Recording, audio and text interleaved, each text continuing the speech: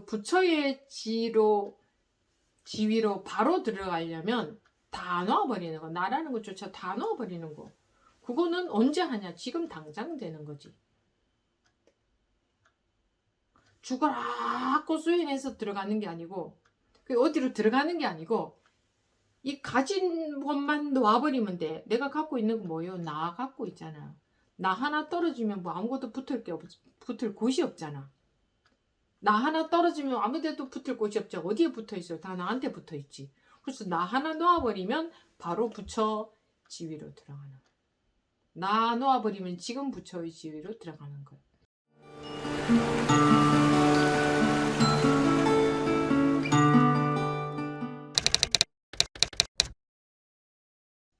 네, 지금부터 2023년 5월 11일 6주단경 55회차 시작하겠습니다. 덥다리 개송을 듣고서 자기도 모르게 눈물을 흘리면서 말을 듣자마자 크게 깨닫고는 육조 깨알이었다. 저는 옛날부터 지금까지 진실로 법화경을 부린 적이 없고 법화경에 끌려다녔었습니다. 다시 여쭈었다. 경전에서 이르기를 모든 대성문 내지 보살이 모두 온갖 생각을 다하여 함께 헤아려도 부처님의 지혜를 헤아릴 수 없다고 했습니다. 이제 범부들로 하여금 단지 자기의 마음을 깨닫게만 하시고는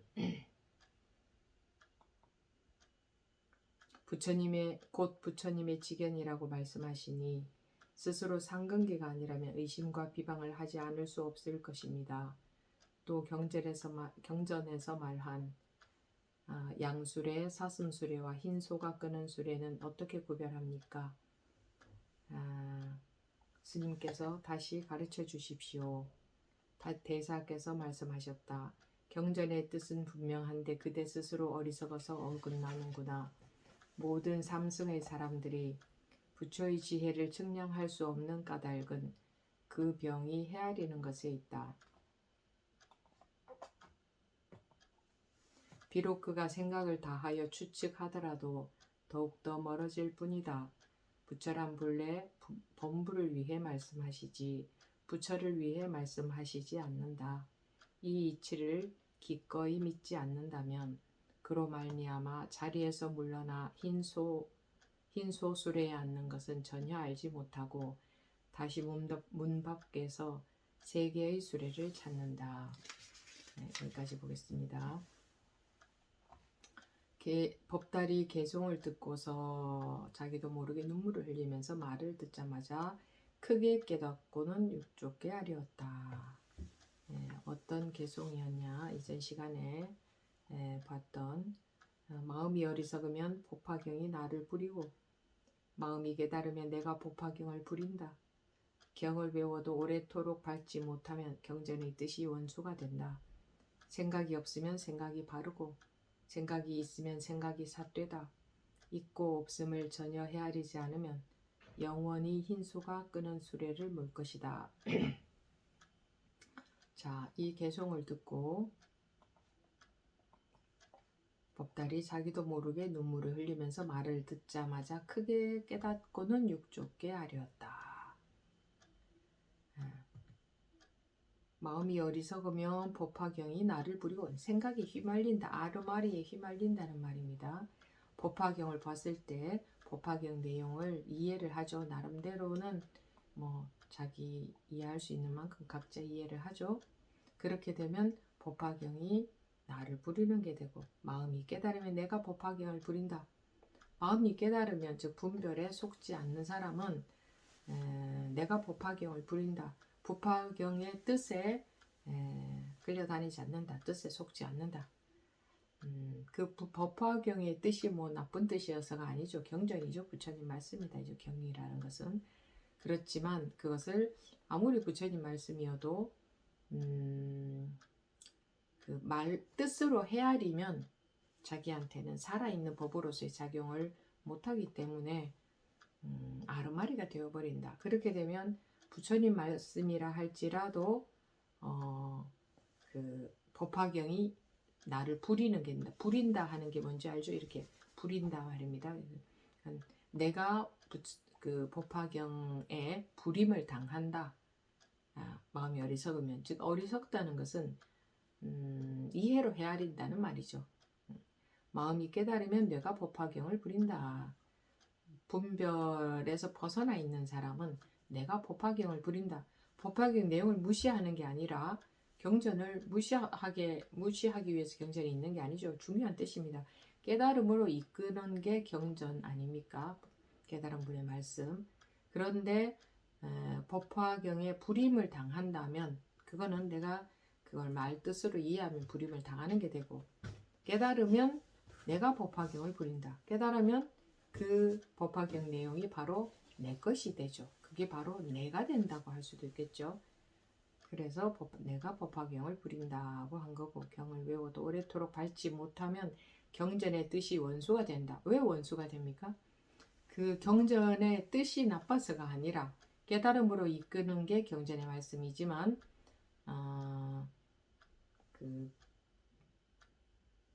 뜻을 헤아리는데, 즉 분별만 하고 있기에 여념이 없기 때문에 경전의 뜻이 원수가 된다. 오히려 깨닫게 이끌어주는 경전의 뜻이 내가 분별을 따라가 버리면 그 경전의 뜻을 이해만 하고 있는다는 거죠. 그렇게 되면 오히려 깨닫지 못하게 하는 게 되기 때문에 경전의 뜻이 원수가 된다 이 말입니다. 생각이 없으면 생각이 바르고, 생각이 있으면 생각이 삿되다. 생각이 없으면 생각이 바르고, 아니 무슨 말도 안 되는 소리냐. 생각이 없는데 무슨 생각이 바르냐. 또 생각이 있으면 왜 생각이 삿되냐. 여기서 생각이라는 것은 생각이 없는 바보가 되라는 말이 아니죠. 생각을 못하는 바보가 되기 위해서 우리가 이 공부를 하는 게 절대 아닙니다. 우리는 이 이상한 사람이 되기 위해서 이 공부를 하는 게 아니에요. 무슨 남한테 없는 신통력이 생기기 위해서 이런 공부를 하는 것도 전혀 아니고, 자기 소원이 이루어지게 하기 위해서 이 공부를 하는 것도 아니고, 몸이 건강해지기 위해서 하는 것도 아니고, 잘나고 똑똑한 사람이 되어서 이 공부를 하는 것도 아니고, 돈을 많이 벌기 위해서 공부를 하는 것도 아니고, 그렇죠? 이런 정도는 여러분들이 다 알고 계시죠? 그럼 뭐하러 하느냐 그러겠죠. 이제 세속인들은 그럼 뭐 얻는 것도 아무것도 없네. 그럼 뭐하러 하느냐. 근데 여러분들 뭐하러 하십니까? 그래? 그렇다고 해서 마음을 좋게 먹어라 이런 걸 가르쳐 드리지도 않고, 그럼 도대체 저 사람들은 뭐 하는 거야? 이러겠죠. 이 분별법 속에서만 살아온 사람들은. 근데 뭐 하는 겁니까? 깨우친다. 깨우친다는 게 뭐야? 뭐 너무 막연하다. 뭘 깨우침이라고 하는 거야? 근데 적어도 이제 공부 시간에 우리 참여하는 분들은 깨우침이 뭐다는 거를 전혀 모르지는 않잖아요. 전혀 모르지는. 그러니까 그게 얼마나 귀중하고, 우리 인생에서 제일 중요하고 가장 골자, 가장 중심이고, 이것이 어떻게 보면 전부라고도 할 수 있다는 것을 절실히 느끼기 때문에 공부 시간에 참여를 하시는 거겠죠. 그러면 막연하게 깨우침, 깨달음, 깨어남 같은 말이죠. 그게 도대체 뭐냐? 왜 우리가 뭘 깨어나야 된다는 거냐? 참에 들어있는 것도 아닌데. 그래서 참 이게 어렵다면 어렵고, 참 사람들한테 이해할 수 있게 말이 안 되죠. 이거 사는 게 무엇이 보탬이 되느냐 이러기 때문에. 네, 깨우친다, 깨닫는다, 깨어난다, 이게 뭐냐. 우리가 지금 완전히 현실인 줄 알고 살고 있는 이것이 현실이 아니라는 말이 아니고 현실이에요. 현실인데 완전히 잘못 알고 있다. 우리는 현실이 딱 이런 것들이 뭐가 딱 있는 줄 안다. 뭐가 딱 이렇게 다 이것도 있고 저것도 있고 이것도 있다. 이런 일도 있고 저런 일도 있다. 이런 사람도 있고 저런 사람도 있고 이런 세상이 존재한다. 그 철석같이 그렇게 알고 살고 있는데, 그럼 존재 안 하냐? 존재 안 한다고 하지 않아요. 공하다라는 것은 존재 안 한다는 말이 아니에요. 존재 안 하면 이 소리가 나는데 이거 어떻게 존재 안 한다고 할 수 있어요? 존재 안 한다는 말이 절대 아닙니다. 분명히 존재하는데 존재한다라는 말과 존재하지 않는다라는 말과 같다. 그것도 무슨 소리냐? 존재한다는 것도 말이고, 즉 내용 있는 뜻이고, 우리가 즉 생각으로 만들어낸 뜻이다. 어떻게 생각으로 만들어낸 뜻이냐? 존재하지 않느냐? 이러겠지만 정말 그래서 이 비집고 들어가기가 어려운 거예요. 그런데 조금만 관찰해보면, 조금만 관심을 가지고 관찰해보면, 아, 우리가 현실을 완전히 잘못 알고 살아왔구나 라는 거 알 수 있죠. 그죠? 여러분들이 이 정도는 알아들으시잖아요.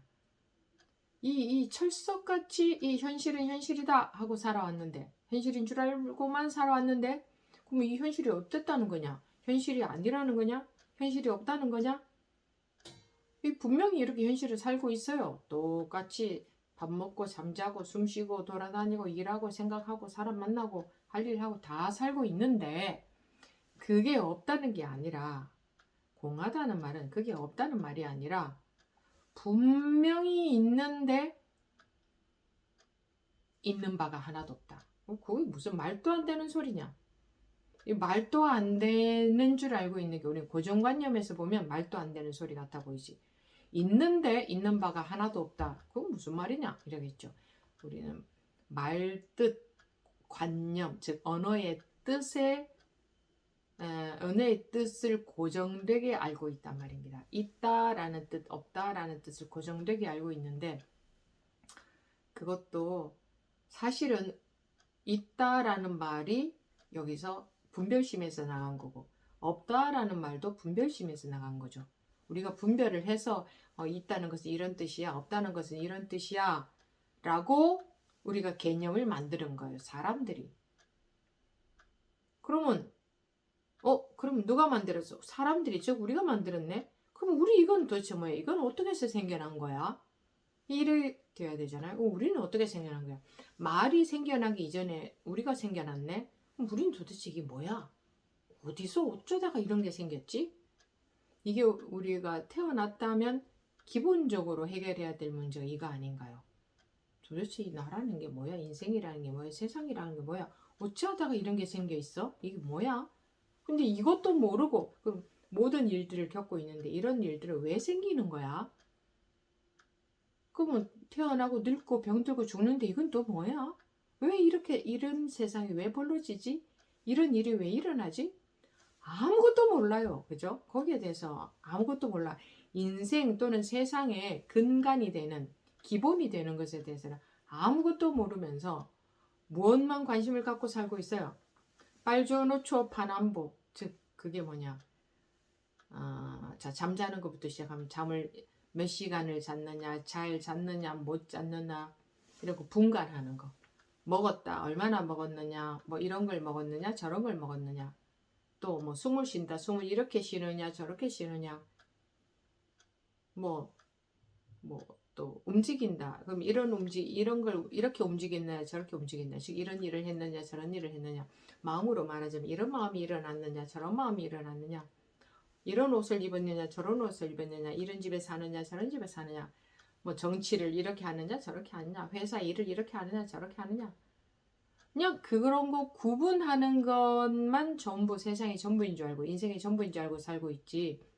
도대체 어디에서 이게 전부 생겼느냐? 어쩌다가 이게 전부 생겼느냐?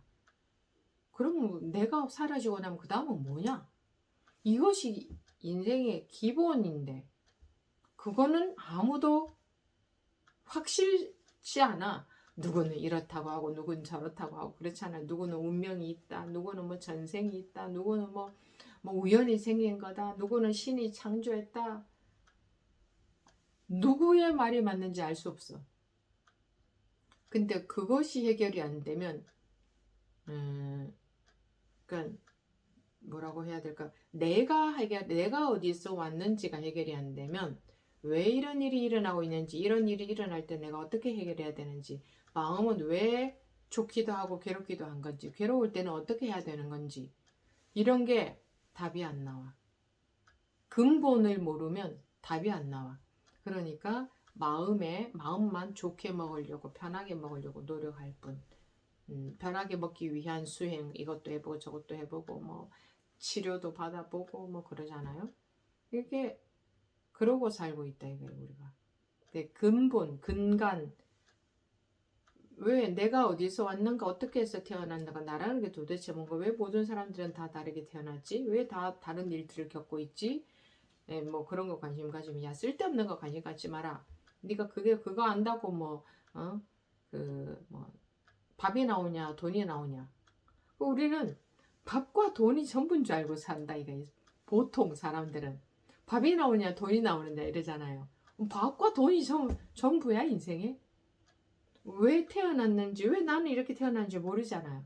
이게 정말 나가 맞나? 이런 생각은 아예 하지도 않고 그럼 당연히 나지 당연히 나지 그러면 당연히 증거는 없어. 이게 나라는 증거는 없어. 그냥 당연히 나야. 그리고 그냥 보이는 것 쫓아다니면서 더 예쁘네 못났네 돈이 더 많으네 없네 누가 더 오래 살았네 짧게 살았네 건강하네 안 하네 누가 출세를 했네 안 하네 이런 것만 관심을 갖고 살잖아요. 그러니 얼마나 우리가 좀 이상한 사람들이죠. 적어도 생각이 있다면 우리는 생각이 있잖아 인간은. 생각이 있다면 내가 도대체 이게 뭐지? 어쩌다가 나는 이렇게 죄는 저렇지? 이유를 알 수가 없네. 이유 모르면 치워버려라. 야 그거 안다고 밥이 나오냐? 밥하고 돈이 전부냐고. 밥하고 돈도 어디 그것의 근본이 뭐예요? 근본이. 뿌리를 모르면 이 근본을 모르면 나머지 말단은 알 수가 없어. 해결이 안 돼.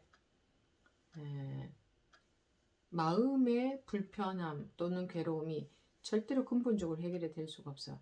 내가 어디서 나왔는지를 모르면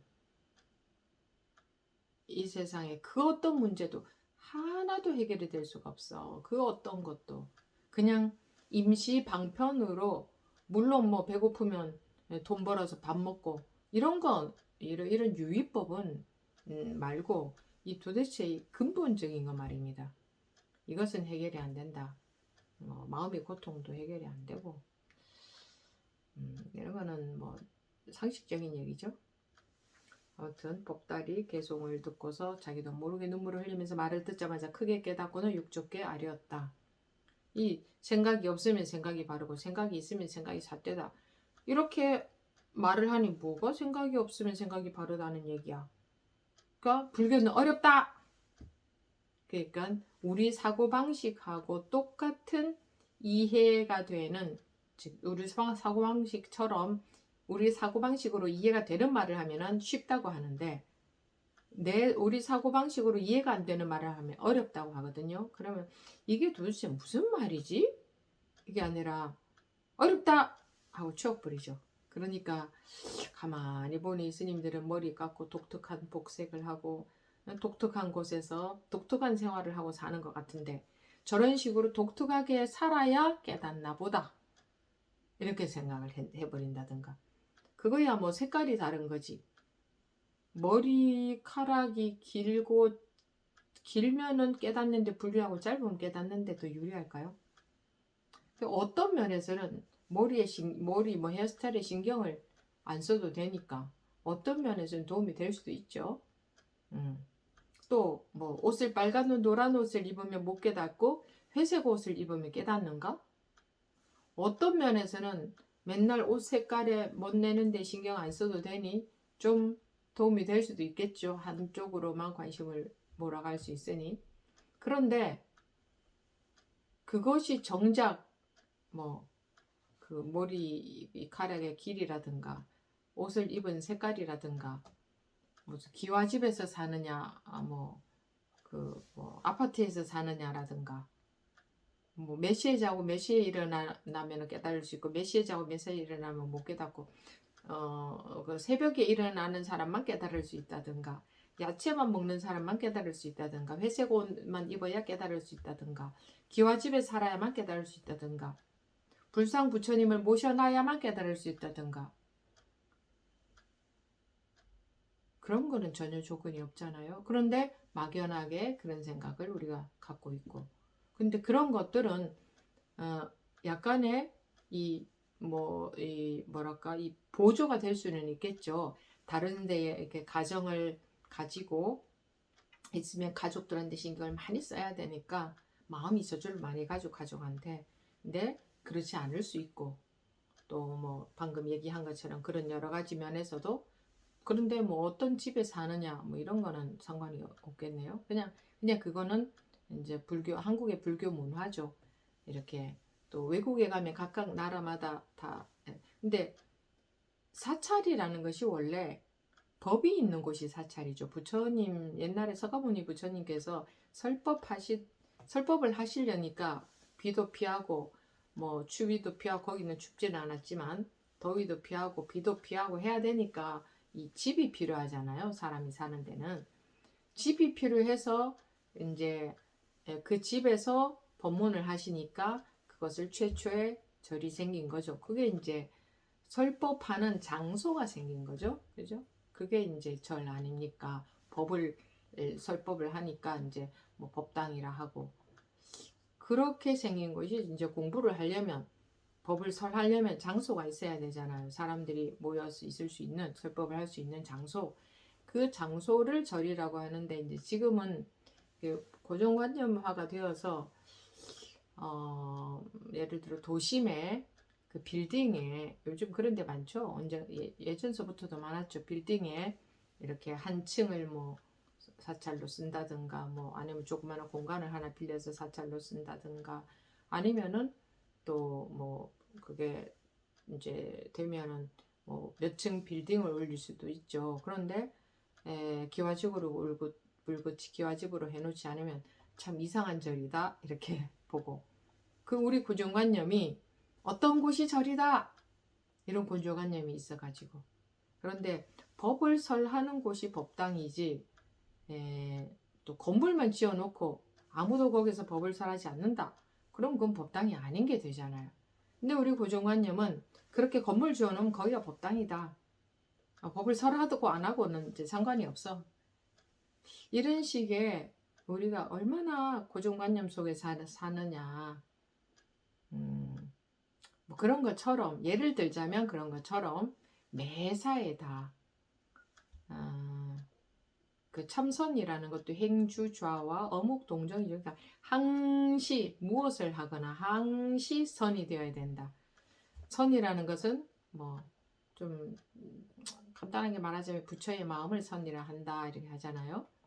그러면은 항시 선이 되어야 된다. 항시 분별해서 깨어나 있어야 된다 이 말이죠. 참선이라는 것은 선에 항상 참여해야 된다. 그게 뭐예요? 부처의 마음, 즉 깨달은, 항상 깨달은 자리에 있어야 된다. 이게 참선이잖아요. 선에 참여한다. 즉 부처의 마음, 즉 분별 이전 자리에 항상 참여해 있어야 된다. 그게 뭐예요? 항상 그 분별 이전 자리에 있어야 된다. 항상 깨달아 있어야 된다. 그게 참선이잖아요. 그런데 또 우리가 또 이렇게 앉아서 하지 않으면 참선이 아닌 것처럼 조금 그런 고정관념도 갖게 됐고, 그래서 물론 그런 것들은 그냥 하나의 방법입니다. 방법. 그 앉아서만 할 수 있다고 볼 수는 없죠. 그래서 행선이라고도 하고, 행하면서 선한다. 와선이라고도 하고, 누워서 선을 한다. 입선이라고도 하고, 그러니까 행주 좌와 와, 행주 좌와 예, 뭐 서서도 선을 할 수 있고, 물론 뭐 입선이라는 게 이제 선에 들어간다 그런 의미로 쓰이지만, 서서도 선을 할 수 있고 돌아다니면서도 선을 할 수 있고, 행선, 주선, 좌선, 와선, 이게 전부 선이다 이거예요. 그런데 우리가 마음은 앉아 있는다고 마음이 가만히 있고, 서 있는다고 마음이 서 있고, 움직인다고 마음이 움직이고 이러지 않죠. 가만히 앉아 있으면 온갖 생각은 더 많이 들어요. 또 그런 것도 있어요. 산책을 한다거나 살살 단순한 노동을 한다거나, 생각을 안 해도 되는 단순한 노동을 한다거나 이럴 때에 오히려 이게 좀 더 원활히 돌아갈 수도 있어요. 이게 참구하는 게. 근데 가만히 앉아있으면 졸린다거나 온갖 망상이 들기도 쉽고, 그래서 꼭 뭐 앉아 있어야 마음이 가만히 있는 게 아니야. 가만히 앉아 있어 보세요. 마음이 가만히 있는가? 온갖 생각이 들끓지 더. 그러니까 앉아 있던 서 있던 뭐 일을 하던 항상 참고 정말 궁금해해야 된다. 그게 이제 참고 참선이거든요. 근데 우리 중생들의 특징은 항상 모습에 속는다. 앉아 있으면 마음도 앉아 있는 것 같고, 몸이 번듯하게 앉아 있으면 마음도 번듯해 보이고. 이게 우리 중생은 백발백중 전부 모습에 속아요. 네. 모습이라는 것은 뭐 이런 모양새만 모습이 아니라 마음이 나타나는 것도 다 모습이거든요. 나타난 마음도. 그러다가 보니 이 말도 전부 모습이 있는 거거든. 말도 다 상이잖아. 상. 모양이 있는 거잖아. 생각. 그러면 생각의 뜻이 있죠. 생각이 바르다. 그럼 바르다는 것의 뜻이 있지. 생각이 삿되다. 그러면 삿되다는 것의 뜻이 있지. 이런 것들도 다 상이에요. 언어, 단어 하나하나가 전부 다 상이에요. 그러니까 우리는 말 뜻을 듣고 말 뜻을 헤아리고 이게 전부 상 속에서 살고 있는 거예요. 그래서 약견, 재상, 비상, 즉견열애라 그랬죠. 만약에 상이 아님을 본다면, 경험한다면 열애를 본 것이다. 즉견열애, 즉 곧 열애, 열애를 보는 것이다. 본 것이다. 같은 말입니다. 상이 아닌데, 즉 여기 단어 하나하나가 아니다 라고 할 수 있고, 그 어떤 것도 생각도 느낌도 마음도 물질도 그것이 전부 다 상이죠. 그 상이 아님을 경험한다면 열애를 경험한 것이다.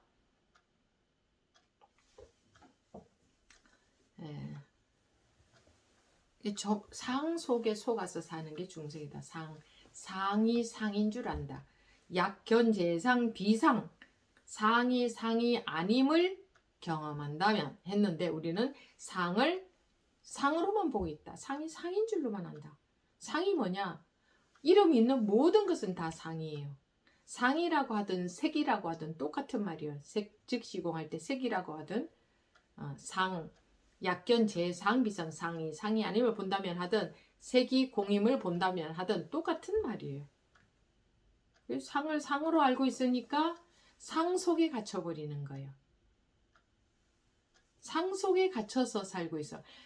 이게 뭐와 같으냐 하면 왜 없는 그럴까 뭐 좀 적절한 비유가 없는데 예를 들어서 아기들이 어른들은 다 알고 있는데 아기들은 모르니까 뭐에 갇혀가지고 와 무서워하는데 어른들은 웃으면서 이거 아무것도 아니야 하고 싹 벗겨주는 것처럼 모르면은 그 속에서 갇혀서 무서워요. 갇혀버려요. 못 나와요. 그러니까 무서워.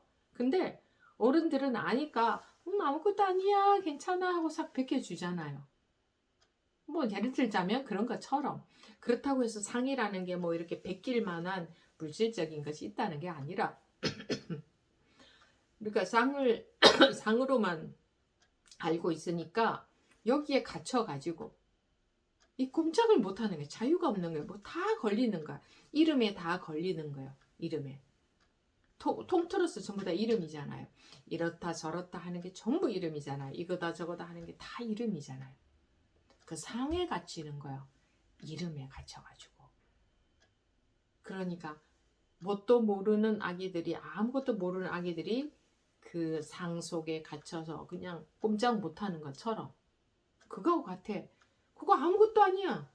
어른이 보기에는 아무것도 아니야. 즉 뭐야. 실제로는 아무것도 아닌데 그 이름에 갇혀가지고 꼼짝도 못하고 있으니 참 이거는 진짜 아이러니예요. 아주 이름에 갇혀서 꼼짝을 못하고 있으니.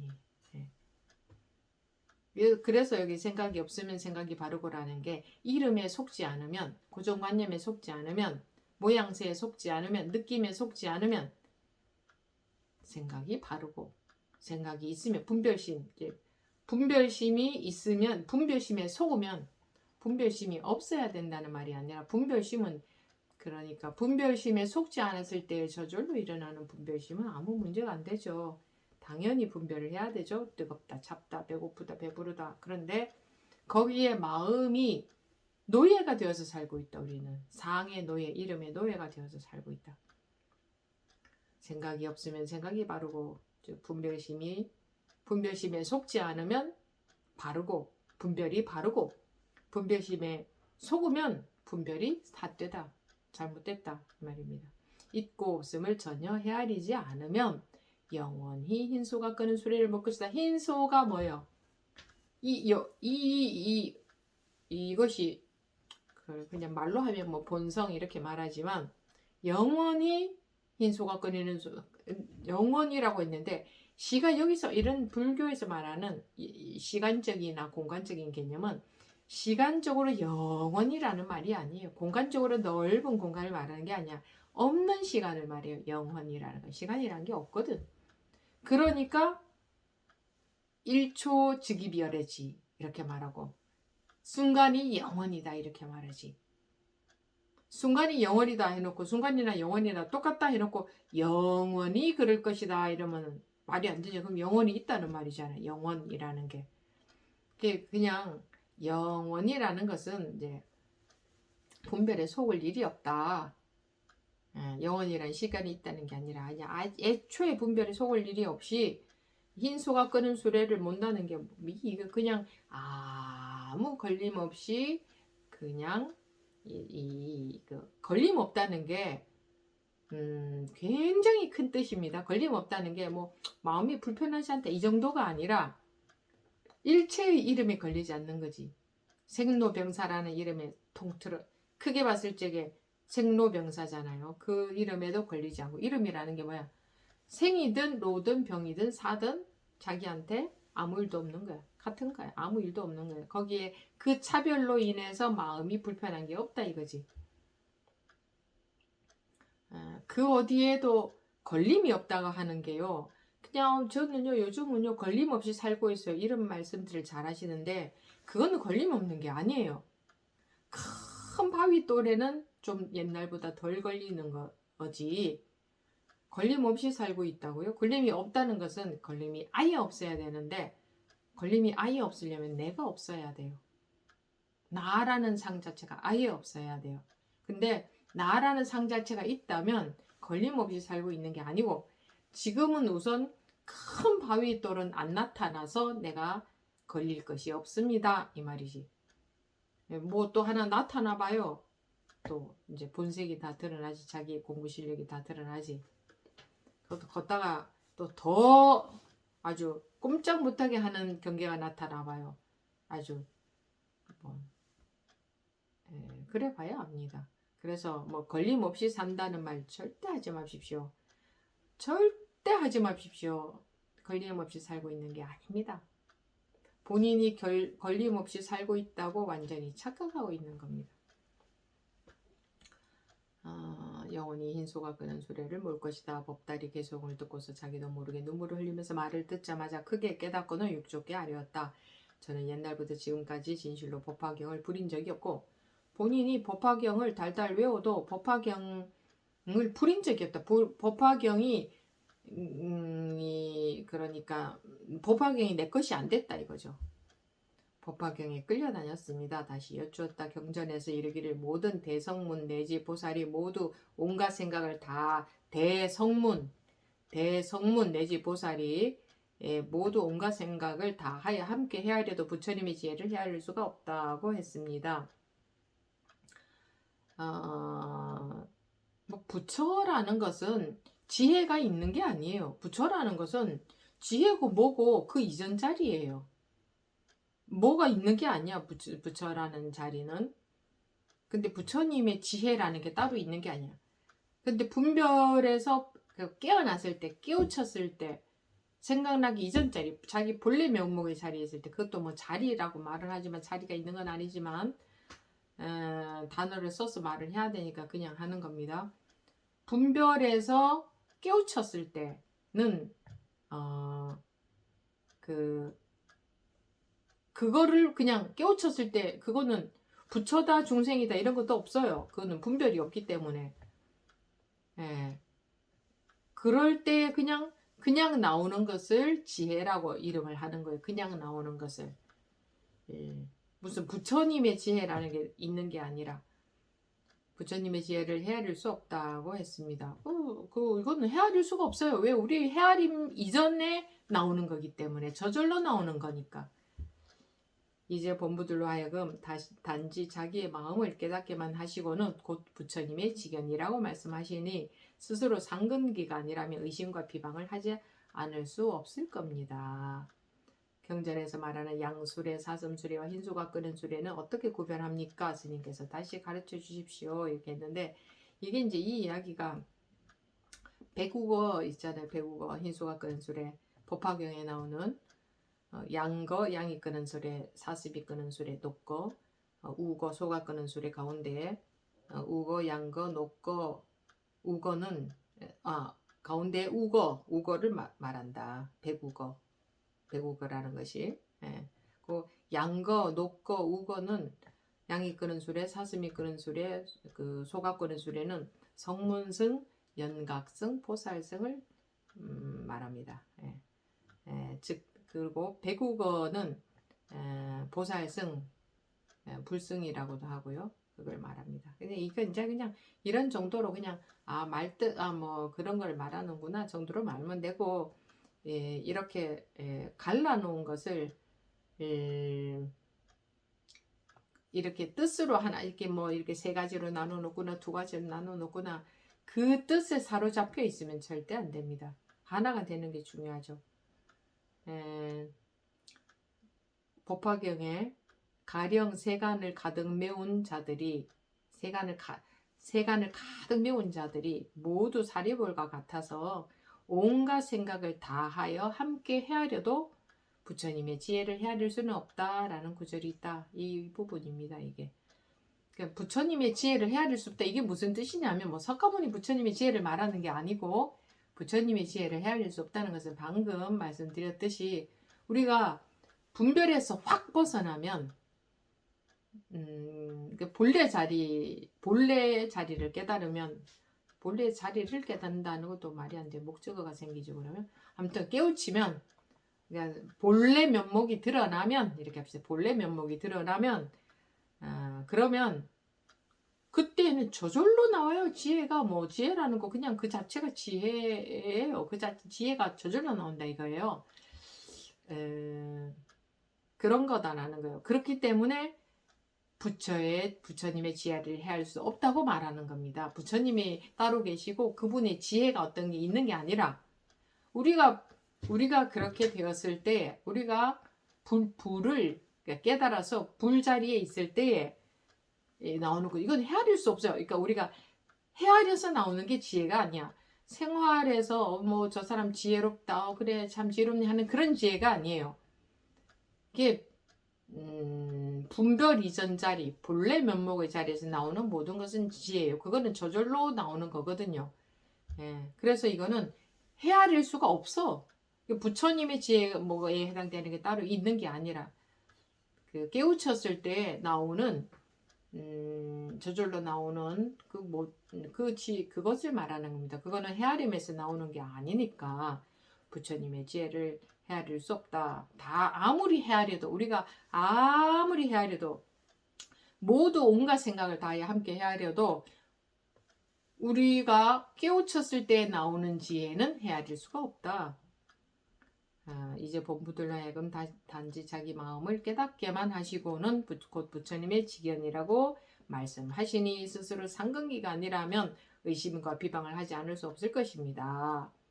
또 경전에서 말한 양수레, 사슴수레, 흰수가 끄는 수레는 어떻게 분별합니까? 스님께서 다시 가르쳐 주십시오.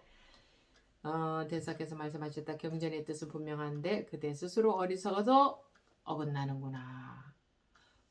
그대 스스로 어리석다는 건 뭐예요?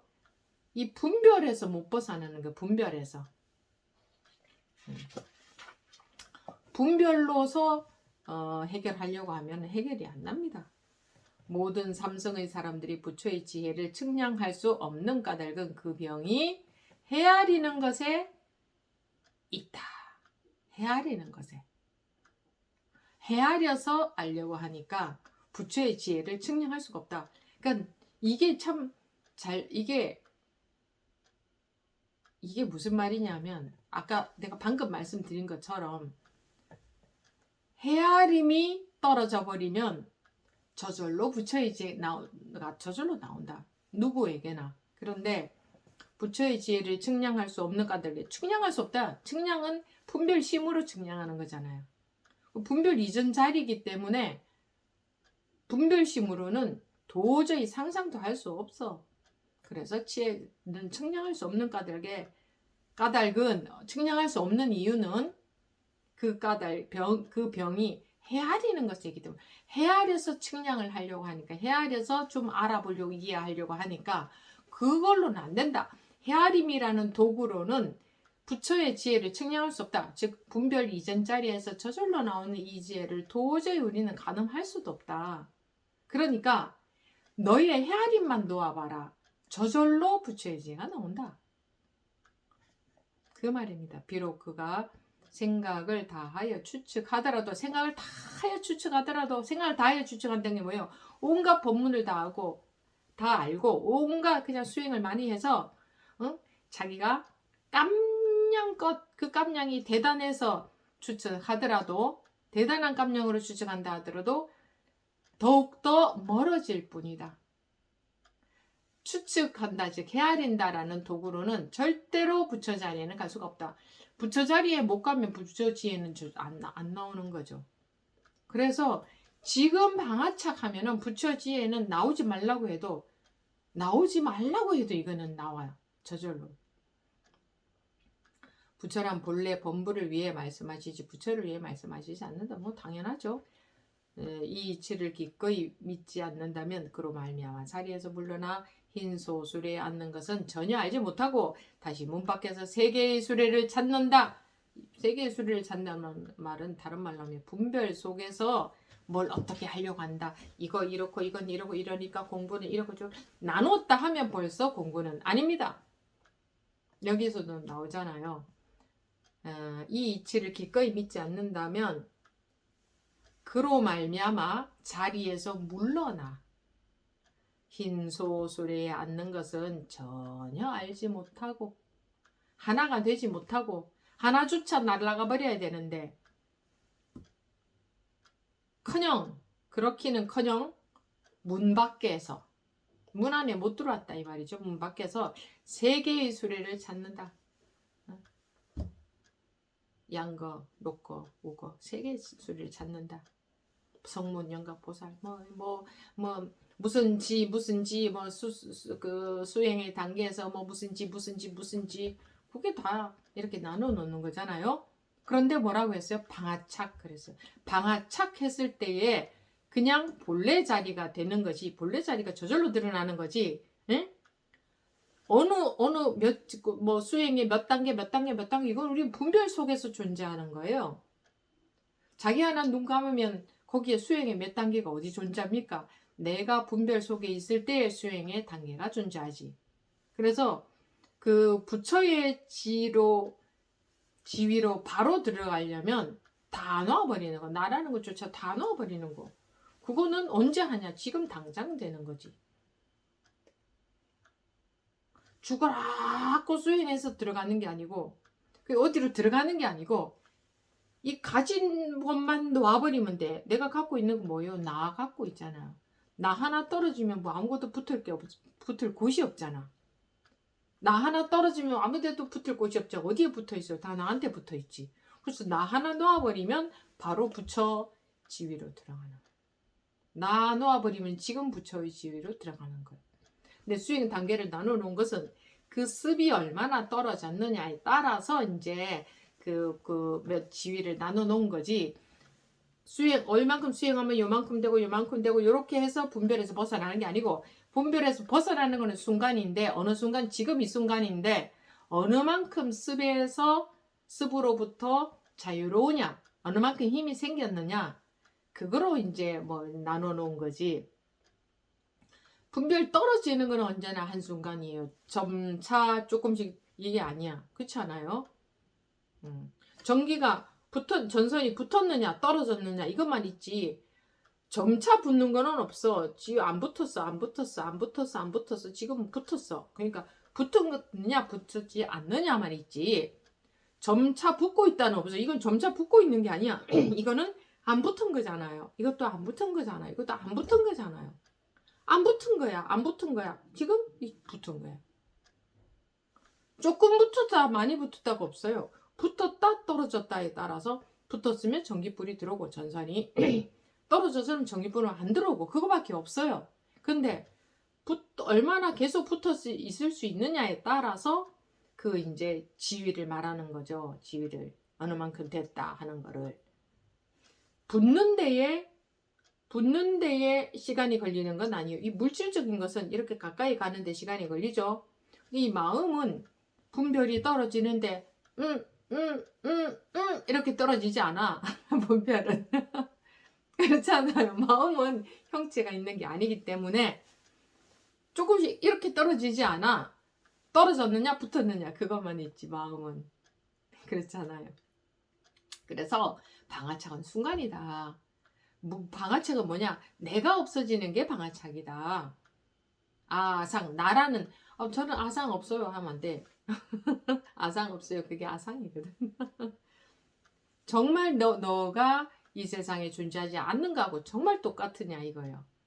우리는 어림도 없잖아요. 이 세상에 존재 안 하기는커녕 내 거 요만큼도 손해보면 안 돼. 그죠? 항상 이익을 봐야 돼. 요만큼 내놓고 큰 이익을 보고 싶어. 그런데 뭐 언감생심 뭐 언제 나라는 거 내놓겠어요. 어느 천년에 내놓겠어요. 지금도 못 내놓는데. 그래도 우리는 못 내놓습니다. 나를. 그러니 참 큰일입니다. 이만저만 큰일이 아닙니다. 그래도 못 내놓습니다. 그래도 나는 이렇게 살아야 되고 그래도 이건 이래야 되고 저건 저래야 되고 이거는 해야 되고 이건 가져야 되고 그래서 정말 내놓지 못합니다. 뭐 아무리 가진 폼을 다 잡고 공부를 하면 뭐합니까? 그냥 말에 속고 폼에 속고 멋있잖아요. 다 이런 경전 공부하고 야 내가 뭐 이제 분별심도 좀 어쩌고 뭐 이러면 좀 좋잖아요. 이제 다른 분들은 뭐 그냥 조금 더 보이는 것에 속고 사는데 나는 이제 보이는 것에는 별로 관심도 안 가고 하니까 자기가 이전보다 좀 차원이 높아진 것 같고 공부가 좀 된 것 같고 근데 항상 우리는 아래하고 아래를 내려도 왜 아래밖에 안 보이거든. 아래만 보이지 자기보다 위는 보이지가 않아요. 볼 수가 없어요. 그러니까 이제 그런 사람들하고만 비교하니까 야 나는 공부를 좀 한 것 같고 안 그래도 우린 자꾸 폼 잡고 싶거든요. 그러니까 은연중에 폼을 잡고 살잖아. 그쵸? 그런데 이제 뭐 위아래가 있다는 게 아니라 말하자면 끝도 없는 하늘로 간다 그러면 또 오해를 할 수가 있지. 뭐라고 해야 되나? 이게 나로부터 벗어나는 게 내가 지금 정말 태어나지 않은 사람 죽은 사람하고 똑같으냐고. 정말 태어나지 않은 사람이 되어서 살아야 그게 해탈이거든. 태어나지 않은 사람처럼 마음이 똑같이 아무 것에 집착이 없는 거지. 눈꽃만큼도. 나라는 것에조차도. 뭐. 그러느냐. 그렇기는커녕 어림도 없죠. 어림 근처도 못 갔잖아. 아주 어림도 없는데 뭐 그렇게 우리가 폼 잡고 공부하고 있을 때가 아닙니다. 마음의 폼을 잡을 때가 아니다 이겁니다. 끊임없이 이런 분발을 해야 됩니다. 끊임없이 분발해야 돼요. 안 그러면 그냥 속아버리더라고요. 보니까 그냥 삶 속에 속아버리고 흔들려버리고 그래 우리 근기가 참 근기들이 우리가 참으로 자기한테서 벗어 날만 나기가 너무나 어려운 근기들을 가지고 있어요. 우리가 예, 이런 말씀드리면 항상 자기는 예외라고 생각한다고들 하시는데 뭐 그렇게 생각하셔도 할 수 없고, 예, 우리 모두 다 그렇습니다. 모두 다 모든 삼성의 사람들이 부처의 지혜를 측량할 수 없는 까닭은 그 병이 헤아리는 것에 있다.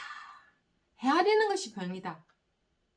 근데 우리는 절대로 안 헤아릴 수 없어. 헤아려야 돼. 내가 잘못될까봐, 내가 손해볼까봐, 내가 어떻게, 내 순간적으로 그냥 뭐 내가 헤아리려고 생각을 해서 헤아리나? 저절로 돌아가지. 근데 그 병이 헤아리는 것에 있다. 오늘도 헤아리면 내일도 헤아리고, 내일도 헤아리면 모레도 헤아리고, 이렇게 가다 보면은 덜 헤아리겠지? 근데 얼마나 덜 헤아릴까? 얼마나. 자기라는 것을 내놓지 못하면, 자기를 통째로 내놓지 못하면 자기에게서 못 벗어난다. 근데 못 내놓겠지, 그죠? 못 내놓겠죠. 이 이치를 기꺼이 믿지 않는다면 그로 말미암아 자리에서 물러나 흰소 수레에 앉는 것은 전혀 알지 못하고 다시 문 밖에서 세계의 수레를 찾는다. 그게 우리의 근기입니다. 우리의 근기. 제가 우리라고 하는 것은 우리 모두 다를 말합니다. 뭐 약간의 차이. 그거는 어떻게 보면 큰 차이지만 크게 봤을 때는 그냥 약간의 차이죠. 나를 못 내놓는다는 측면에서는 50보 100보다 다 똑같다. 뭐 이렇게 말할 수 있잖아요. 그래도 끊임없이 듣고 또 듣고 계속 듣고 귀가 딱지가 않도록 듣고 또 들을 때마다 마음이 조금씩은 분발이 되면 보이지 않은 변화가 계속 오거든요. 큰 바위를 조그마한 망치로라도 계속 한 자리를 치면 언젠가 갈라지거든. 그래서 계속 이렇게 말하는 거죠. 계속 하는 거죠. 계속. 내 스님 무슨 법문 할지 다 안다. 이런 사람들은 틀려먹은 겁니다. 그래? 큰 바위돌을 어떻게 치면 깨지는지 안다. 뭐 이런 거지. 어떻게 치면 깨지는지 알면 그 바위가 깨지나? 실제로 쳐야 되는 거지. 내 이제 법문 안 들어도 바위 어떻게 치면 깨지는지 다 안다. 실제로 깨지는 않고 있다.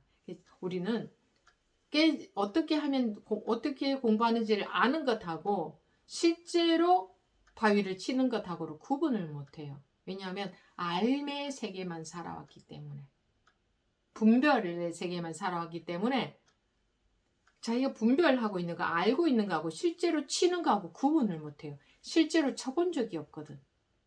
알므로 다 해결하고 살아왔거든. 그래서 참 어려워요. 이거 구분을 못해요. 그게 알고 있는 건지 실제로 그렇게 하고 있는 건지 구분이 안 돼. 암 속에서만 살아와서 그래서 그래요. 이 얘기를 끊임없이 반복하면 조금씩이라도 건드려지지 않겠는가. 자, 법문은 여기서 마치고 2부 질의응답 시간에 다시 시작하겠습니다.